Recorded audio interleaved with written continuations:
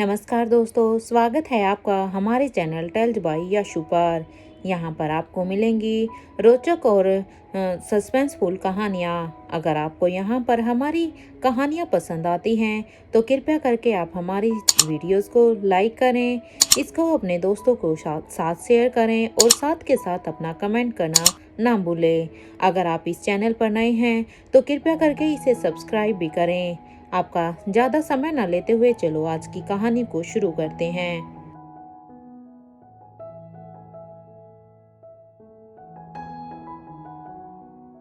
पिछले एपिसोड में हमने सुना था कि यहाँ पर 4 दिन के बाद अब स्वाति मल्होत्रा करण गुलेरिया के कमरे में थी, जो अभी एक गहरी नींद में थी।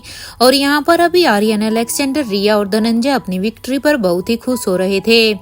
अब धनंजय कहता है कि मैं बस अभी आता हूँ, क्योंकि तब तक तुम अपनी नानी माँ का अच्छे से ध्यान रखना, क्योंकि तुम्हारी नानी माँ बहुत ही चालाक है, कहीं वो फिर से कोई चालाकी ना कर कर चली जाए। अब वो ये कहता है और अब धनंजय अपने मन में ही सोचते हैं कि क्या हुआ था कि रोहित के साथ जब वो 5 साल का था। क्या वही वजह तो नहीं है आयशा के मारवा हाउस छोड़कर जाने की? क्योंकि और क्या ही वजह होगी आयशा की जो मुझे माँ ने बताई थी? क्या वो वजह है या कुछ और है जिसे सिर्फ आयशा ही जानती है? इसलिए मुझे अब एक बार आयशा से बात करनी पड़ेगी। और आखिर अनिका ने क्यों कहा था कि आयशा को तेज रफ्तार से डर लगता है? भला ये कैसे पॉसिबल है? क्योंकि आयशा तो खुद एक इतनी अच्छी कार रेसर थी, तो अब उसे डर क्यों लगता है? कितने सवाल है मेरे मन में जिनका जवाब ना चाहते हुए भी मुझे अब आयशा से ही लेना होगा, क्योंकि मेरे सारे ही सवालों के जवाब अब आयशा के पास है और मुझे अब मेरे सारे ही जवाब चाहिए। क्या मुझे आयशा से अब बात कर लेनी चाहिए? क्या इन सारे ही सवालों के बारे में मैं उससे जाकर पूछूं? क्या अगर मैं उससे के पास जाकर उससे ये सब पूछूंगा तो क्या वो मुझे सब कुछ सच सच बता देगी कि आखिर ये सब उसने क्यों किया? लेकिन अगर मैं उससे ऐसे पूछूंगा तो पता नहीं वो मुझे बताएगी या नहीं, क्योंकि वो मुझे मना भी तो कर सकती है और उसके पास एक अच्छा खासा ऑप्शन भी होगा, क्योंकि अब तो वो हंसराज की पत्नी है, तो वो मुझे सीधे सीधे मना भी तो कर सकती है। अब समझ में ही नहीं आ रहा कि अब मैं करूँ तो क्या करूँ। अपने इन्हीं ख्यालों को दिमाग से हटाते हुए अब धनंजय पीनामल वहीं पर ही अब बच्चों से कहते हैं, आप तीनों फिर से याद रखना कि आप तीनों अपनी नानी माँ पर नजर बनाए रखना, क्योंकि मैंने पहले भी कहा और मैं एक बार और कह रहा हूँ कि तुम्हारी नानी बहुत ही चालाक है। फिर से ये भाग जाएगी, इसलिए अब की बारी से बिल्कुल भी मत भागने देना। तुम्हें यहाँ पर इसके पास चौकन्ना रहना होगा। अब अपने दादू की ये बात सुनते ही अब रिया कहती है, डोंट वरी, मैं हूं ना, मैं इन्हें कहीं नहीं जाने दूंगी, और वैसे भी मुझे नानी माँ से स्टोरी भी तो सुननी है। और ये कहते हुए ही अब रिया स्वाति मल्होत्रा के गालों पर अब एक किस कर देती है, और अब वो उन्हें किस करने के बाद अब वो उन्हें उनके पास लेटकर उन्हें गले लगा लेती है और उनके साथ भी लेट जाती है। इधर आर्यन अभी अलेक्जेंडर से कहता है, तू नानू के पास जा और मैं मम्मा के पास जाता हूँ, पता नहीं डैड कब तक आएंगे। इधर जब तक हम दोनों यहाँ से जा रहे हैं तब तक रिया यहाँ पर नानी माँ को देखेगी, क्योंकि नानी माँ अभी अपना आराम से सो रही हैं, इसलिए अभी हम सब का यहाँ पर क्या काम है। अब यहाँ पर आर्यन की ये बात सुनते ही अब अलेक्जेंडर भी आर्यन से कहता है कि तुम भूल गए हो, मॉम ने कहा था ना कि डैड हमें डायरेक्टली सेंट्रल पेरिस में ही मिलेंगे, और सिर्फ वही नहीं, वहाँ पर पिंकी और यश भी हमें वहीं पर ही मिलने के लिए आएंगे। अपनी नानी माँ के सिर पर अब प्यार से थपकी दे रही रिया अब अपने भाइयों से कहती है कि अब तुम दोनों जल्दी ही जाओ, क्योंकि अगर तुम ऐसे ही यहीं पर ही तेज तेज बोलते रहे तो फिर तो नानी माँ भी उठ जाएंगी। तुम दोनों जल्दी से जाओ, वरना मुझे नींद नहीं आएगी, क्योंकि अगर तब तक तुम उन्हें नहीं लेके आए तो कहीं है तब तक मैं भी नहीं सो पाऊंगी, क्योंकि अगर नानी माँ उठकर फिर से कहीं चली गई तो। अब इस बात पर अब अलेक्जेंडर कहता है, तुम ध्यान देना कि नानी माँ यहाँ से चली ना जाए। अब ये सुनते ही अब प्रिया अपने भाई को घूर घूर कर देखने लगती है, क्योंकि 2 बार तो उसे उसके दादू ने ये बात कही थी और अब उसका भाई भी उसे यही बात कह रहा था, इसलिए अब रिया इस बात को सुन कर अब इरिटेट हो चुकी थी, इसलिए वो उसे घूर घूर कर देखती है और अब वो साथ के साथ उसे कहती है कि मुझे बार बार मत बताओ कि मैं क्या करूं क्या नहीं करूं। मुझे पता है कि मुझे क्या करना है, मैं कोई बच्ची नहीं हूं। और वैसे भी नानू ने इस रूम के सीक्रेट दरवाजे को अच्छी तरह से बंद कर दिया है, तो अब नानी माँ यहाँ से भाग ही नहीं सकती है। ये कहते हुए ही रिया अब अपनी नानी माँ को एक जोर का फिर से हक कर लेती है। अब दोनों भाई भी उसे बाय और गुड नाइट कहकर अब उस रूम से बाहर निकल कर आ जाते हैं। तो वहीं इधर दूसरी तरफ धनंजय पीरामल भी अब उस रूम से बाहर निकल कर आ जाते हैं, क्योंकि धनंजय यहाँ पर आर्यन और अलेक्जेंडर से पहले ही उस कमरे से बाहर निकल गए थे जहाँ अलेक्जेंडर अब अपने नानू के पास जाने लगता है, तो वहीं आर्यन अभी अपनी मम्मा के रूम की तरफ जाने लगता है। यहाँ धनंजय पीरामल अब एक गहरी सांस लेते हैं। एक लंबी सांस लेने के बाद अब वो अपने कदमों को अब बड़ी ही हिम्मत के साथ अब आयशा मारवा की तरफ बढ़ा देते हैं, क्योंकि वो ये सब करना तो नहीं चाहता था, लेकिन अब उसके दिमाग में जो सवाल थे उनका सॉल्यूशन सिर्फ अब आयशा मारवा के पास था। इसलिए अब उसके पास कोई ऑप्शन नहीं था, इसलिए वो उसके कमरे की तरफ बढ़ जाते हैं। कुछ देर की वॉकिंग डिस्टेंस के बाद अब धनंजय पीरामल अब आयशा मारवा के रूम के सामने खड़े होते हैं। जैसे ही अब वो वहां पर दरवाजे के पास जाते हैं तो अब वो दरवाजे को नॉक करने लगते हैं।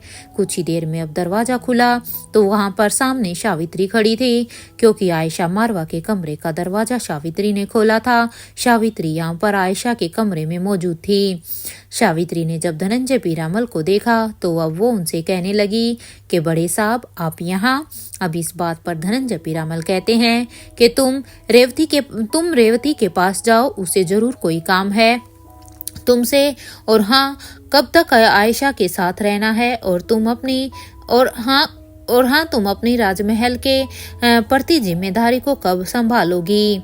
अब इस बात पर सावित्री कहती है कि सर वो उस जिम्मेदारी से तो बड़ी रानी ने मुझे कब का आज़ाद कर दिया है, क्योंकि बड़ी रानी ने तो मुझे तभी आज़ाद कर दिया था जब रोहित बाबा इस दुनिया में आए थे। तो अब मेरी राजमहल के प्रति कोई जिम्मेदारी नहीं है, बल्कि अब उन्होंने मुझे जो जिम्मेदारी दी है अब मेरे लिए वो जिम्मेदारी अब सबसे बड़ी है। साहब आपको भी तो याद होगा ना वो रात जब आपने बड़ी रानी की गोद में रोहित बाबा को देखा था। अब सावित्री की ये बात सुनकर अब धनंजय पीरामल कहते हैं कि तुम अब ठीक है, अब तुम यहाँ से जाओ। और ये सुनते ही अब सावित्री भी कहती है कि जी सर मैं अभी जाती हूँ। ये कहते हुए सावित्री अब वहाँ से उस कमरे से बाहर चली जाती है। तो वहीं धनंजय पीरामल अब आयशा मारवा के रूम में आ जाते हैं और अब वो दरवाजे को बड़ी अच्छे से बंद कर देते हैं। जब वो अंदर रूम में देखते हैं तो आयशा वहां पर कहीं भी नहीं थी।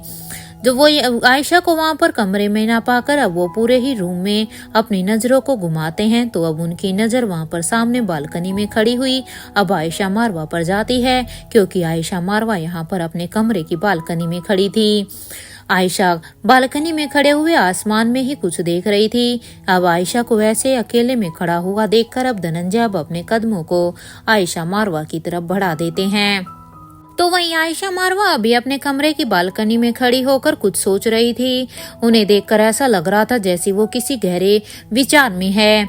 आयशा मारवा यहाँ पर अपने मन में ही अब अपनी माँ से कह रही थी कि माँ आखिर मेरे पापा कौन है माँ। काश आपने मुझे बता दिया होता कि मेरे पापा कौन हैं, क्या नाम है उनका, क्यों उनकी वजह से मुझे मारवा खानदान में शादी करनी पड़ी थी। बात अगर आपकी जिंदगी बचाने की नहीं होती ना माँ, तो मैं उस शादी से कब की भाग गई होती, क्योंकि मुझे वो शादी हरगिज भी मंजूर नहीं थी और मैं पूरी जिंदगी धनंजय के आने का ही वेट करती। और अगर वो ना भी आते ना तो भी फिर रोहित तो था ही मेरी जिंदगी में, तो मुझे उस हंसराज से शादी करने की कोई ज़रूरत ही नहीं होती, क्योंकि वो शादी तो मेरी मर्जी की भी नहीं थी। क्या जवाब देती मैं धनंजय पीरामल के सवालों का कि आखिर क्यों मैंने उसके भाई से शादी की थी, और क्यों मैं अपने 5 साल के बच्चे को अकेला छोड़कर मारवा हाउस से हमेशा के लिए चली गई थी, जबकि मेरा बच्चा तो कैसे बिल खिला रहा था, कैसे रो रहा था वो मेरे साथ रहने के लिए। मेरे उस घर तक वो आया भी था, लेकिन मैं कितनी मजबूर थी कि मेरा बेटा इतना रो रहा था, लेकिन फिर भी मैंने उसे एक बार भी अपने गले से नहीं लगाया। मैं भी उस समय इतनी मजबूर थी, लेकिन मैं भी क्या करती। सभी को लगता है कि मैंने अक्षय वर्मा के डर से अपने बेटे से मैं दूर हो गई थी, लेकिन सच तो कुछ और ही है। क्योंकि सच तो सिर्फ मैं ही जानती हूँ कि उस वक्त मुझे मेरे बेटे से दूर होने के लिए मुझे मजबूर किया गया था, और उस समय मेरे पास ये सब करने के अलावा और कोई ऑप्शन भी नहीं था। क्योंकि मारवा हाउस छोड़ने के लिए मुझे इतना मजबूर कर दिया था कि उन लोगों ने मुझसे मारवा हाउस छुड़वाने के लिए मेरे सोए हुए 5 साल के बच्चे की गर्दन पर उन्होंने चाकू तक रख दिया था। उन्होंने मेरे बच्चे की गर्दन पर चाकू रखकर मुझे धमकाया था कि मैं यहाँ से मारवा हाउस छोड़कर अब यहाँ से चली जाऊं। लेकिन उसके बाद भी मैं सबसे लड़ी थी और अपने बेटे को लेकर मारवा हाउस को मैंने छोड़ दिया था। लेकिन उसके बाद जो हुआ मैं नहीं भूल सकती उस बात को। क्या धनंजय मेरी इन सभी बातों पर कभी यकीन करेंगे? किस हक से मैं उन्हें ये सब बताऊं कि आखिर उनकी एब्सेंस में मेरे साथ क्या क्या हुआ है। और सबसे बड़ी बात कि क्या रोहित मुझ पर इन सब बातों के बारे में भरोसा करेगा? क्योंकि रोहित की परवरिश तो शुरुआत से ही मारवा हाउस में ही हुई है। रोहित तो हमेशा से ही मेरे से दूर रहा है। तो क्या मैं अब अपने बेटे को अपनी सारी ही दिक्कत, अपनी सारी ही आप बीती अगर मैं अपने बेटे को बताऊंगी तो धनंजय तो छोड़ो, मुझे तो लग रहा है मेरा बेटा भी पता नहीं भरोसा कर पाएगा या नहीं। आयशा मारवा इधर अपने इन्हीं ख्यालों में थी। वो यही अपनी कुछ शिकायतें अपनी मरी हुई माँ के लिए अपने मन में ही कह रही थी। आयशा को तो यहाँ पर एहसास भी नहीं होता कि काफी देर से धनंजय बस उसके पास खड़ा उसे ही देख रहा था, उसे ही निहारे जा रहा था। क्योंकि वो बात अलग थी कि अब धनंजय की नजरों में आयशा अब हंसराज मारवा की पत्नी थी, लेकिन थी तो वो उसका पहला प्यार ही। इसलिए वो अब आयशा मारवा के पास खड़ा होकर उसे ही देख रहा था। अपने ख्याल से बाहर जब आयशा मारवा आती है तो वो अब सामने धनंजय को देखकर अब वो एकदम से ही घबरा जाती है। धनंजय को देखकर अब उसे हैरानी होती है और अब वो हैरानी से ही उसे देखते हुए कहती है, आप यहाँ क्या कर रहे हैं? और आप इतनी रात गए यहाँ पर क्या करने आए हैं? और कब आए आप यहाँ पर? इस बात पर अब धनंजय पीरामल कहते हैं कि तुम ठीक तो हो ना आयशा? इस बात पर अब आयशा मारवा कहती है कि इस बात से क्या ही फर्क पड़ता है आपको कि मैं ठीक हूँ या नहीं, क्योंकि आपको मेरे ठीक होने से मुझे लगता है अब कोई फर्क भी नहीं पड़ना चाहिए। इतना कहने के बाद अब आयशा एकदम से खामोश हो जाती है। तो वहीं अब धनंजय भी बस अब उसे ही खामोशी से देख रहा था। कुछ देर तक दोनों के बीच में वहां पर खामोशी थी, क्योंकि ना तो अब आयशा मारवा अपने मुंह से कुछ कह रही थी, ना ही धनंजय अब यहाँ पर कुछ कह रहा था। दोनों अभी खामोश एक दूसरे के साथ खड़े हुए थे। अब अपनी चुप्पी को तोड़ते हुए आयशा मारवा कहती है कि अगर आप मुझसे नफरत ही करते हैं तो फिर ईमानदारी से क्यों नहीं करते हैं? क्यों अपनी बहन को मेरी मदद के लिए हर बार भेज देते हैं? क्योंकि अगर आपको मुझसे इतनी ही नफरत है ना, तो फिर आप अपनी उस नफरत पर ही कायम रहिए, क्योंकि मैं भी अब आपकी उस नफरत को खत्म करना नहीं चाहती हूँ। और वो भी रोहित को अपने बेटे की तरह ही प्यार करती है। ये सब आपकी ही वजह से ही है ना? इस बात पर अब धनंजय पीरामल हैरानी से बस आयशा मारवा को ही देख रहा था, क्योंकि उसे कुछ समझ में ही नहीं आ रहा था, क्योंकि उसने तो अपनी बहन से कुछ भी नहीं कहा था इसके बारे में। इवन उसे तो उसी दिन ही पता चला था 15 साल पहले कि रोहित उसका बेटा है, तो भला वो रेवती से क्या ही कहता। अब वो धनंजय पीरामल ने तो कभी भी यहाँ पर बड़ी रानी को कुछ भी नहीं कहा था कि वो आयशा की हेल्प करे या उसे कोई भी रिश्ता रखे, तो फिर रेवती ने ऐसा क्यों किया होगा? अब धनंजय पीरामल यही सोचने पर मजबूर हो जाता है और अब वो आयशा मारवा से कहता है कि अभी रात ज्यादा हो चुकी है, तुम सो जाओ, और वैसे भी कल हम सभी को ट्रिप पर जाना है। अब धनंजय की ये बात सुनते ही आयशा भी उससे ज्यादा कुछ न कहते हुए बस हाँ में अपना सिर हिला देती है। यहाँ धनंजय भी अभी जो सवाल करने आया था अभी उसकी हिम्मत ही नहीं हुई कि वो भी कुछ पूछ पाए, इसलिए धनंजय भी अब आयशा मारवा के रूम से फिर से बाहर निकल जाते हैं कि तभी अब उनकी नजर अब एक शख्स पर जाती है कि जो कि रोहित के जैसे ही दिख रहा था। इससे पहले कि धनंजय पीरामल कुछ भी समझ पाते कि तभी उनके पास अब एक स्टैचू कहता है, now it's time to deep sleep. वहाँ दूसरी तरफ अब वो शख्स करण गुलेरिया के रूम के अंदर आ जाता है तो वो देखता है कि वहाँ पर स्वाति मल्होत्रा गहरी नींद में थी और उसके बगल में अभी रिया सोई हुई थी। क्योंकि रात इतनी ज्यादा हो चुकी थी कि रिया को बार बार कहने के बाद भी अब रिया भी अपने आप को नहीं रोक पाई और वो अपनी नानी को हक करके कब सो गई रिया को भी उसके बारे में पता नहीं चला। वो शख्स अब अपने तेज कदमों से अब स्वाति मल्होत्रा की तरफ जाने लगता है। उसके बाद अब वो बड़े ही ध्यान से अब स्वाति मल्होत्रा को अब अपने हाथों में उठाकर अब उसे वहां से लेकर जाने लगता है। कुछ ही देर के बाद अब एलिवेटर से सीधा नीचे बेसमेंट में आने के बाद वो अब वहां पर स्वाति मल्होत्रा को अपनी गाड़ी में लेटा देता है। उसके बाद वो शख्स अब अपना फोन निकालकर एक मैसेज टाइप करते हुए लिखता है कि अच्छा हुआ तुमने मुझे टाइम पर बता दिया, मैंने अपना काम कर दिया है, अब यहाँ पर तुम्हारी बारी है, क्योंकि अब यहाँ से मेरा काम खत्म होता है और तुम्हारा शुरू होता है। ये सब लिखते हुए वो शख्स अब उस मैसेज को एक नंबर पर सेंड कर देता है। उसके बाद वो अब अपनी गाड़ी को तेजी से दौड़ाने लगता है। इधर नेक्स्ट डे मॉर्निंग रोहित के पैलेस में एक एक करके सभी की ही अब आंखें खुलती हैं। जहां आर्यन अपनी मम्मा के साथ सोया हुआ था तो वहीं अलेक्जेंडर अब अपने नानू के साथ था। वहाँ रिया भी अपने नानू के कमरे में अकेले ही सो रही थी, क्योंकि रिया रात को स्वाति मल्होत्रा के साथ सोई थी, लेकिन क्योंकि स्वाति मल्होत्रा को वो शख्स यहाँ से लेकर जा चुका था इसलिए रिया भी यहाँ पर अकेली थी। जैसे ही अब अनिका की आंख खुली तो उसने अब अपने बगल में आर्यन को देखकर अब उसे अपने वो दिन याद आ गए थे जब आर्यन 6 साल का था। जब आर्यन 6 साल का था तब वो मल्होत्रा हाउस में और गुलेरिया हाउस में उसके साथ सोता था। अपने बेटे को ऐसे सोते हुए देखकर अब अनिका उसे एक फोरहेड किस करती है और अब वो अपने मन में ही यही कहती है कि मेरे शरारती बच्चे, कितने मजबूर कर देते हो ना आप अपनी मम्मा को। क्या जरूरत थी आप तीनों को जासूस बनने की, कोई भी जासूसी करने की।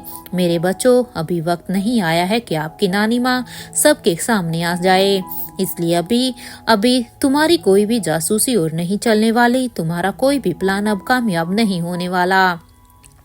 वैसे अगर देखा जाए तो आप लोगों ने प्लान काफी अच्छा बनाया था। आप तीनों ने तो अपने मॉम और डैड को भी सच में पीछे छोड़ दिया है प्लानिंग में। एंड अगर मैं सच कहूँ तो I am proud of you कि आप लोग इतना अच्छा सोचते हैं।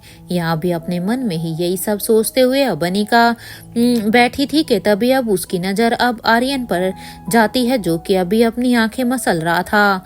अब आर्यन को ऐसे देखकर अब अनिका आर्यन से कहती है, गुड मॉर्निंग आर्यन। अपनी मम्मा की आवाज को सुनकर अब आर्यन कहता है, गुड मॉर्निंग मम्मा, लेकिन मैं आपके रूम में क्यों सो रहा हूँ मम्मा, मैं यहाँ पर कब आया। अपने बेटे के इस सवाल पर तो अब अनिका के चेहरे पर एक स्माइल आ जाती है और वो अब आर्यन से कहती है, जाओ बेटा, जाकर रेडी हो जाओ, हमें यहाँ से सेंट्रल पेरिस के लिए भी निकलना है ना, और वहीं पर तो सभी हमसे मिलने वाले हैं।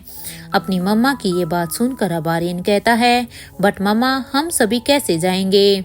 अपने बेटे की ये बात सुनकर अब अनिका कहती है, आप उसकी चिंता बिल्कुल भी मत कीजिए, अभी कुछ ही देर में चिराग और अब्दुल अंकल व्हीकल को लेकर आ ही रहे होंगे।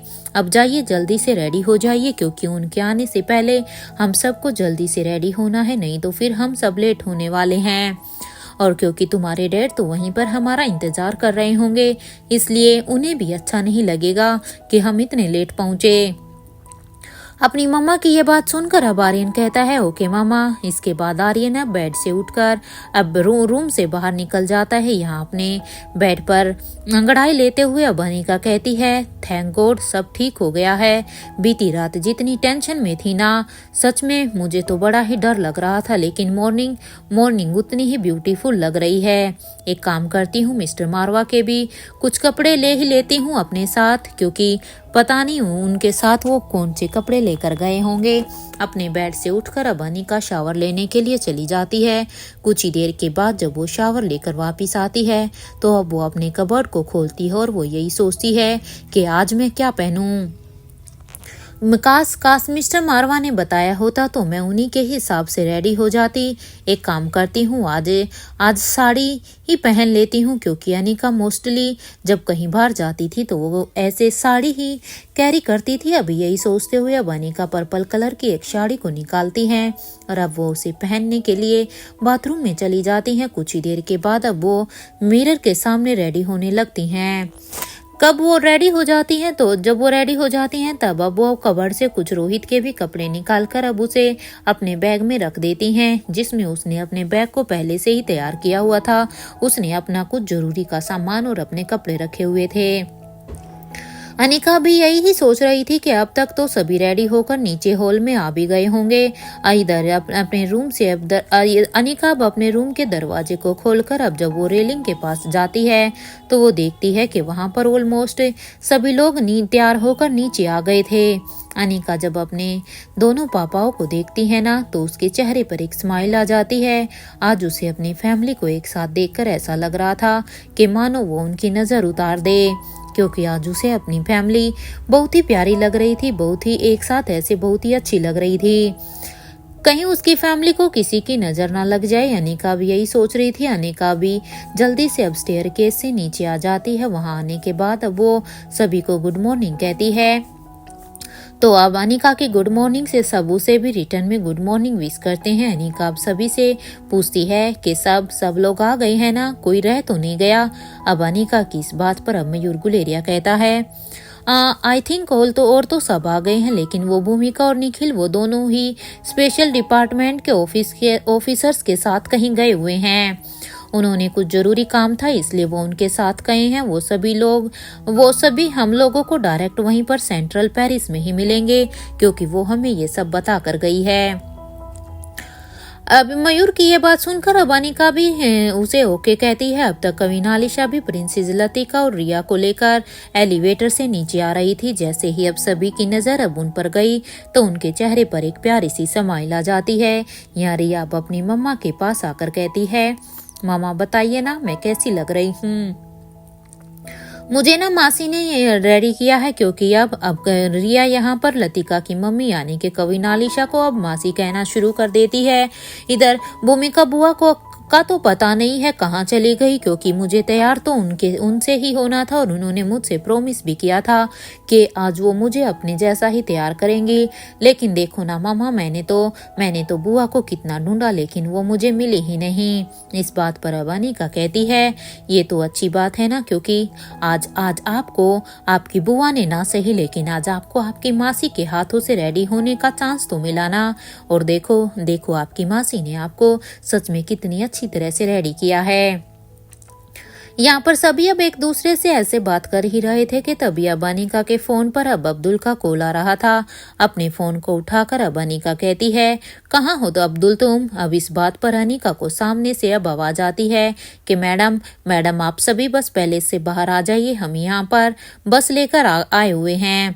अब अब्दुल की ये बात सुनते ही अब अनिका कहती है कि ठीक है हम सभी वहीं बाहर ही आते हैं। अब अपने फोन को कट करने के बाद अब अनिका वहां पर मौजूद सभी से कहती है चले हम, क्योंकि गेट के बाहर अब्दुल आ गया है, वो वहां पर पूरी तरह से रेडी है। ये सुनते ही अब सभी कहते हैं कि ठीक है फिर चलो। इसके बाद वो सभी अभी एक एक करके सब पहले से बाहर निकल जाते हैं। तो यहाँ अब अनिका जो कि अभी यहाँ पर सबसे पीछे रह गई थी, वो इस पैलेस का पूरा कंट्रोल अब इस पैलेस के स्टैचू के हाथों में दे देती है, ताकि उनके अब्सेंस में यहाँ पर स्टैचू अच्छे से इस पैलेस को संभाल सके। और अब वो सभी वहां से अब बाहर आ जाते हैं।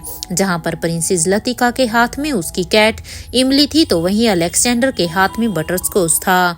रिया अब अपने गॉगल्स को कभी अपने सिर के ऊपर लगाती तो कभी अपनी आंखों पर। कुछ ही देर में अब एक दूसरे के साथ बात करते हुए वो सभी अब यहाँ पर मेन गेट के पास आ जाते हैं, जहां पर चिराग और अब्दुल पहले से ही उन सब का वेट कर रहे थे। कुछ ही देर में वो सभी अब एक एक करके बस में बैठ जाते हैं। रिया अब चिराग से कहती है कि अंकल डैड कहाँ है, क्यों डैड नहीं आए क्या अभी तक। रिया के इस सवाल पर अब चिराग कहता है बेटा बस कुछ ही देर और डैड बस अभी आ जाएंगे। अब चलिए जल्दी से अब अंदर आकर बैठ जाइए, क्योंकि अब हम लेट हो रहे हैं। अब तक सभी बारी बारी से अब अंदर बैठ जाते हैं, जहाँ आयशा मारवा वह बड़ी रानी के साथ बैठी थी, तो वहीं अंजलि मामी रेखा मौसी के साथ सीट पर बैठी हुई थी।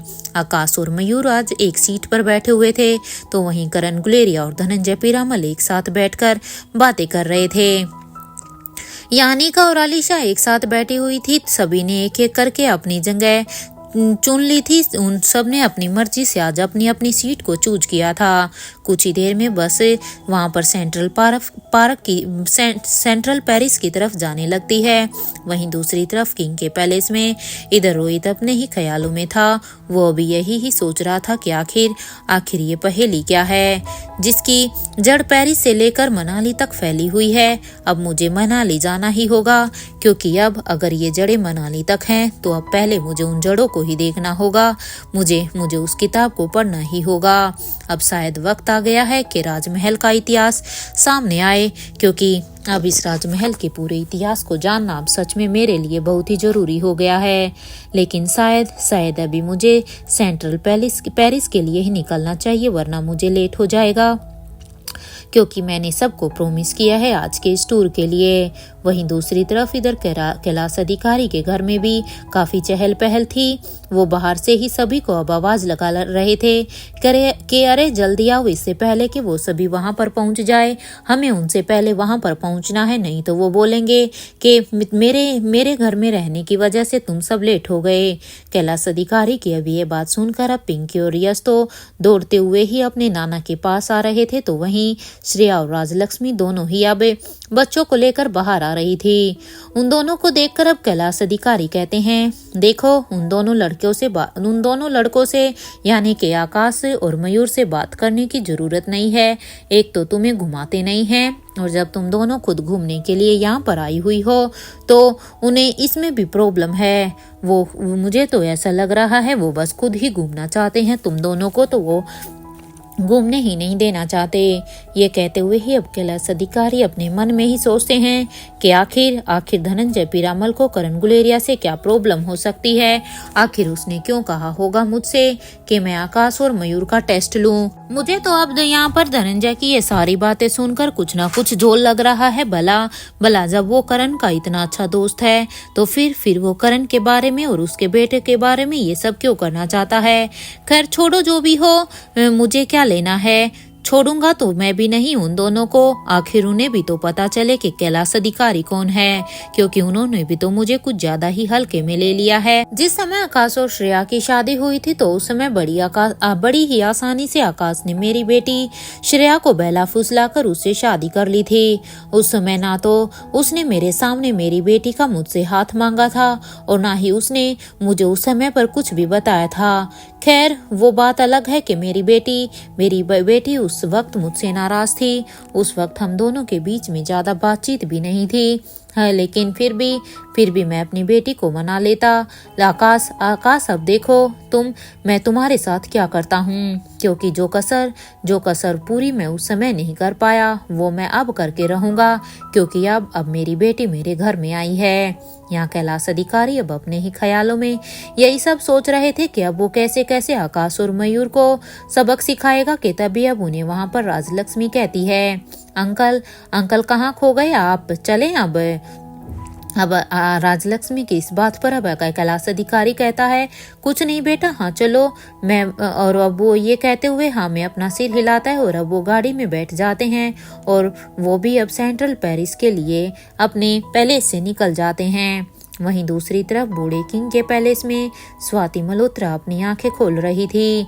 जैसे ही उसकी आंखें खुली तो उसके सामने अब वो इंसिडेंट याद आ गया था कि कैसे करण और धनंजय ने तीनों ही बच्चों के साथ मिलकर उसे ट्रैप करने की कोशिश की थी। उन्होंने कैसे उसे अपने जाल में उसे फंसाया था। स्वाति मल्होत्रा अब इस बात से हैरान थी कि आखिर वो कहाँ पर है। उसे बस इतना ही याद था कि जब वो बेहोश हुई थी तो रिया उसके सामने थी।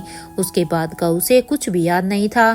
स्वाति मल्होत्रा अब अपने होश में आने के बाद अब यही सोच रही थी कि वो अपने पैलेस से यहाँ पर कैसे आ गई। ये कहीं उसका कोई दुश्मन तो नहीं है ना। कहीं ऐसा तो नहीं है कि उस पैलेस से उसे उसके किसी दुश्मन ने ही उसे छुपाकर उसे यहाँ पर बंधक बना लिया हो। कहाँ हूँ मैं, आखिर मुझे यहाँ पर कौन लेकर आया है। स्वाति मल्होत्रा अब यहाँ पर होश में आने के बाद अब यही सब कुछ सोच रही थी। अब उसे जब कुछ भी नहीं सोचता, क्योंकि उसे तो कुछ भी याद नहीं था। अब वो वहां पर उस पैलेस में चारों तरफ ही अपनी नजरें घुमा कर देखती है कि शायद उसे यहाँ पर कोई तो ऐसा क्लू मिल जाए जिससे कि वो ये अंदाजा लगा सके कि वो आखिर यहाँ पर कैसे आई है, उसे कौन लेकर यहाँ पर आया हुआ है। क्योंकि जब स्वाति मल्होत्रा को यहाँ पर होश आया तो अभी यहाँ पर उसे कोई भी मौजूद वहां पर कोई भी दिखाई नहीं देता। इसलिए स्वाति मल्होत्रा अब थोड़ी सी परेशान हो जाती है, क्योंकि उसे यहाँ पर इस बात का पता लगाने के लिए कि आखिर वो कहाँ पर है, उसे यहाँ पर किसी का तो मौजूद होना, उसे लग रहा था कि किसी को तो यहाँ पर आसपास होना ही चाहिए, चाहे अगर वो उसके दुश्मन ही हो या उसका कोई अपना। लेकिन अभी फिलहाल उसे यहाँ पर कोई भी दिखाई नहीं देता।